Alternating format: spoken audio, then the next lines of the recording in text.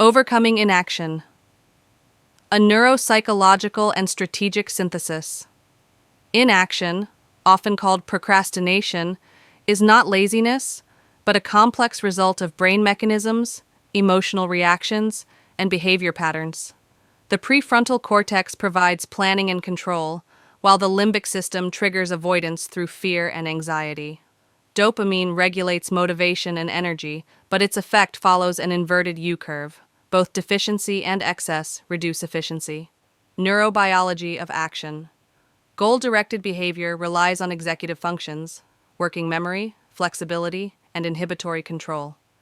These are governed by the prefrontal cortex, PFC. The dorsolateral PFC handles planning and reasoning. The anterior cingulate cortex monitors decisions and conflicts, and the orbitofrontal cortex manages impulses. Although the PFC matures late, it can be strengthened through mental training, mindfulness, and consistent practice. Dopamine plays a central role in motivation by determining the value of actions and the effort one is willing to invest. Too little leads to apathy. Too much causes impulsivity. The amygdala, part of the limbic system, triggers fear of uncertainty and can block initiative, treating new challenges as threats. Psychological barriers. Procrastination functions as an emotional defense rather than laziness. According to cognitive behavioral therapy, CBT, it forms a self-reinforcing loop.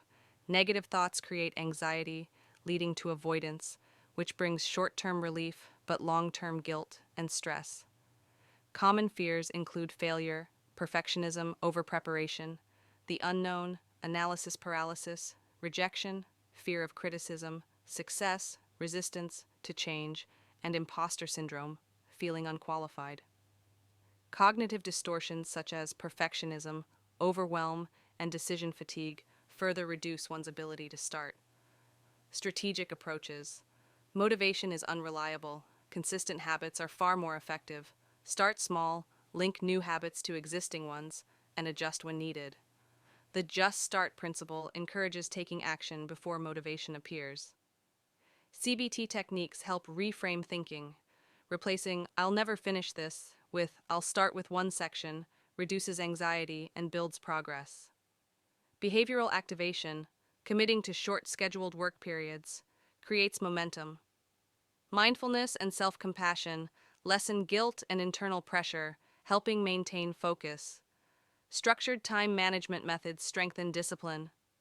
The Pomodoro technique, 25 minutes of focus, 5-minute breaks, task decomposition, and time blocking convert vague intentions into concrete, achievable actions.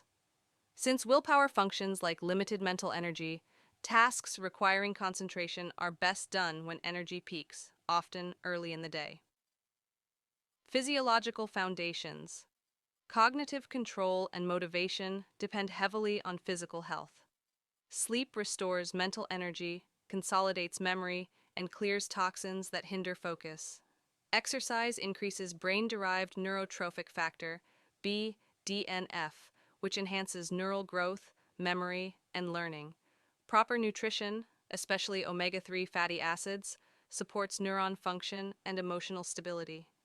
Meditation, yoga, and nature exposure reduce stress and mind wandering, improving attention and recovery. The company one keeps also matters. Surrounding oneself with disciplined, goal-oriented people reinforces similar habits. Finally, meaningful motivation, the belief that effort benefits oneself or others, sustains persistence even when willpower fades. Conclusion: overcoming inaction requires harmonizing biology, psychology, and daily strategy. Understanding how the brain regulates fear and effort, reframing unhelpful thoughts, and creating structure through habits and healthy routines transforms passive intention into steady, goal-oriented action.